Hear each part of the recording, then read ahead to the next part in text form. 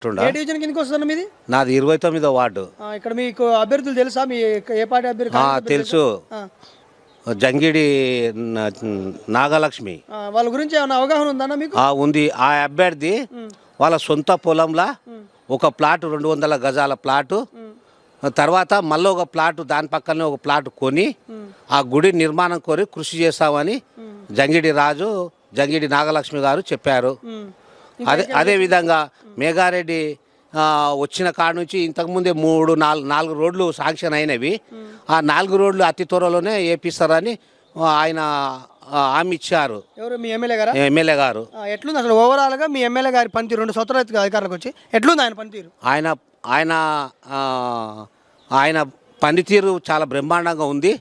ఆయన పనితీరులోనే మేమంతా కృషి చేసి వ్యక్తిని గెలిపించాలని మేము ప్రజల దగ్గరికి పోతుంటేనంటే మేము ఖచ్చితంగా పని చేస్తాము, ఖచ్చితంగా మేఘారెడ్డికి ఓటు వేపిస్తాము. ఇంటింటికాడ వాళ్ళు స్పష్టంగా చెప్తున్నారు వాళ్ళ మనసు హృదయకంగా.